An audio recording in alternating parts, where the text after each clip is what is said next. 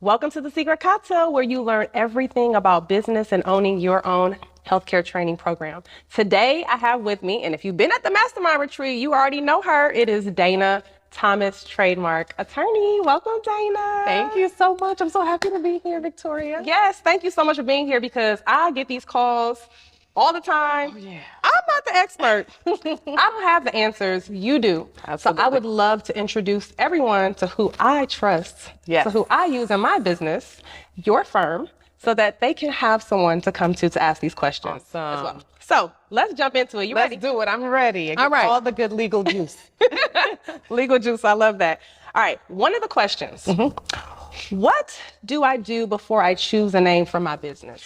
You know, that is an excellent question to start with because people think that when you start a business and you can just pick the creative name that you like or something is so meaningful to you or I like this name, but there's really a lot more to it from a legal perspective. It's awesome to be creative with your business name, but what people don't know about is trademarks, right? So we can't just pick a brand name that we love and do no research about it. Someone else might already own that brand name for related products or services. And you actually can own a brand name through trademarks. The federal government will protect that name.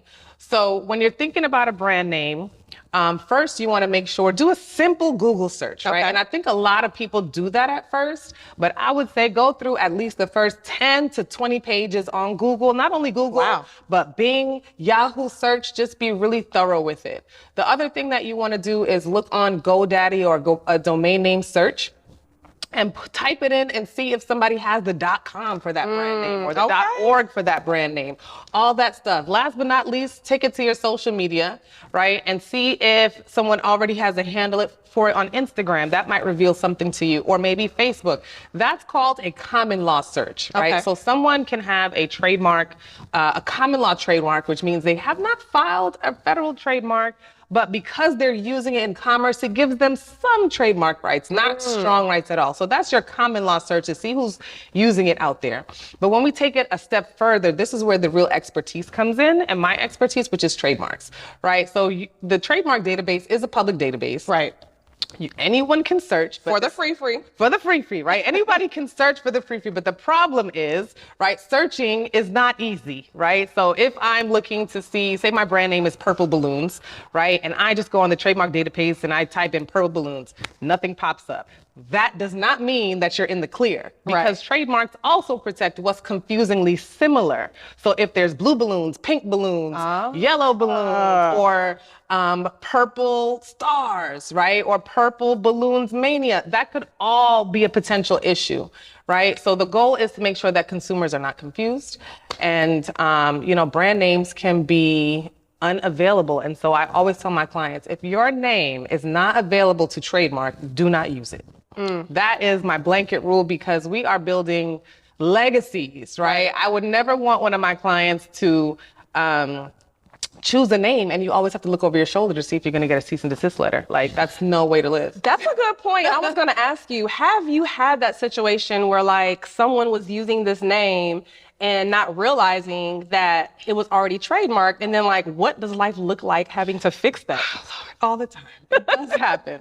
A lot of times people do reach out and they say, Attorney Thomas, oh my gosh, I've been using my brand name for the past 3 years. And someone sent me a DM on Instagram and they said they've been using it and they wanted to let me know because I have to stop. Like, what do I have to do? What do I do? Do I stop? So my question is, do you have a trademark? 9 times out of 10, the answer is no, right? And so at that point, there's really not much that we can do, right? And so one thing you can do is you can file the trademark now, but this is the problem. If we file it now, there is it takes about 9 to 12 months or even more to even get your registration certificate, right? You could send a cease and desist letter, but if you don't have a trademark already, all that's going to do is make them go register the trademark first, right? So if you do it from the beginning and then something happens and you already have a registration, man, my cease and desist letter is going to be so tight, because you already have a trademark. But it's hard as an attorney to do anything about it if you don't have a trademark. Got you. Okay, actually, you brought up a really good point. Speaking of the whole trademark thing, what is the difference for a person filing or registering their business entity with the state versus a trademark? I love that question because people think a lot of times that if I file my LLC, then I have rights to that name. You do not have any trademark rights to that name or exclusivity for that name. The most that it does is no one else in that state can file an LLC for that name. So for example, with the phrase I like to use, Purple Balloons. So if I file Purple Balloons LLC in Georgia, okay, no one else can file the name Purple Balloons LLC in Georgia, but I can have a Purple Balloons LLC in New York or California or any other state, and somebody else can also own the trademark for Purple Balloons, even if you have your business name as Purple Balloons LLC, right? Because a lot of times people's business name is not their brand name. Right? So when you think of these companies that have multiple brands, it doesn't mean that your business name is your brand name. So it gives you no trademark rights. Only a federal trademark will give you exclusive rights throughout the entire United States to use that brand name or anything confusingly similar to it. Okay. All right. Okay. So the next question I have here then would be to DBA or not to DBA? Tis the question. That is the question. You know, I get that question a lot because there's a lot of confusion around what a DBA does, right? Right. So DBA, doing business as, is essentially another legal name for your business, right? So in my example, my LLC name is the Law Office of Dayna Thomas, LLC, right? But a lot of times I operate off of Dayna Thomas Law, right? So if I got a DBA, then that would allow me to use Dayna Thomas Law on my business bank account. Even though my LLC name is something different, I could use Dayna Thomas Law on my business bank account. I could use Dayna Thomas Law on checks. I could use Dayna Thomas Law on contracts. So essentially it's another legal name for my business.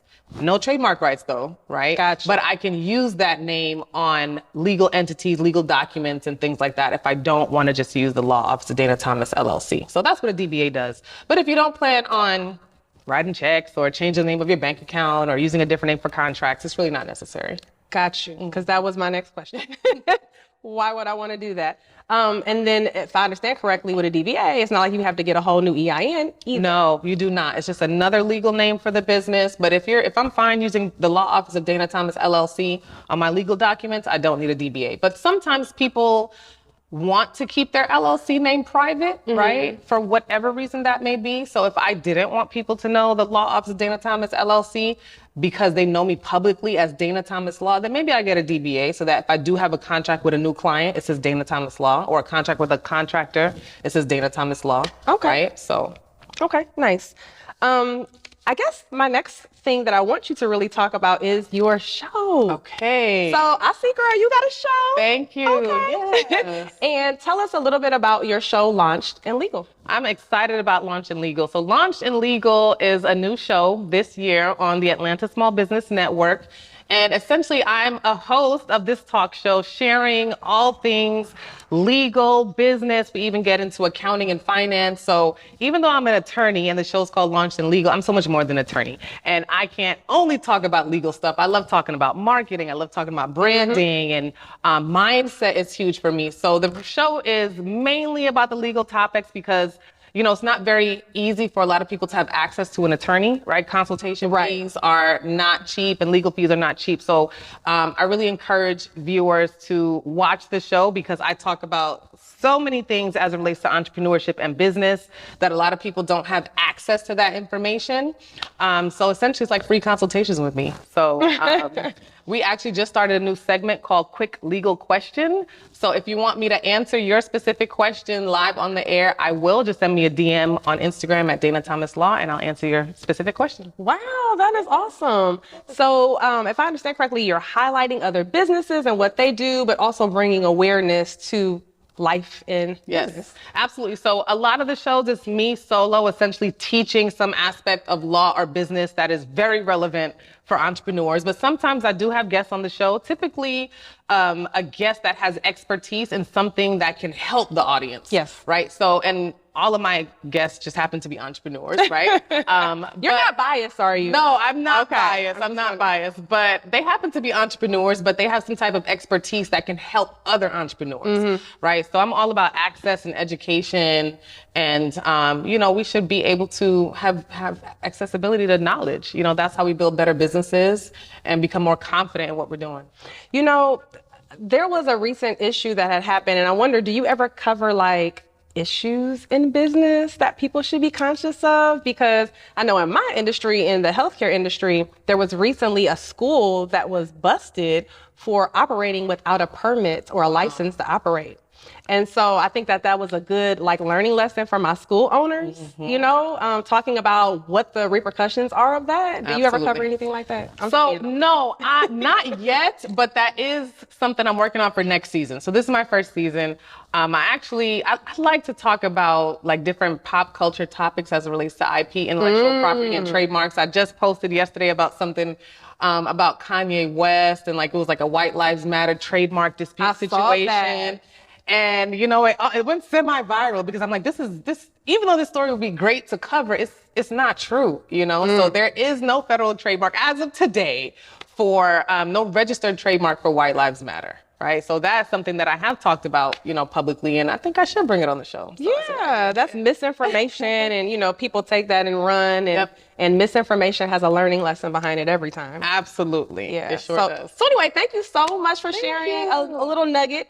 Everyone, please know that this is not all inclusive. There is so much more to know and to learn and to understand, and your situation is completely different than the next person. Right. So with that being said, Dayna, how can they contact your law firm? Absolutely. So my website is daynathomaslaw.com and Instagram, Dayna Thomas Law as well. So the whole brand is Dayna Thomas Law. I love giving information, sharing. My specialty is trademark registrations, which you've learned about in this episode, but I also share a lot of education and information on my Instagram as well. So feel free to shoot me a DM with your questions, and I'm happy to cover it on Launch and Legal as well. All right. So thank you so much for tuning in. Bye. Bye.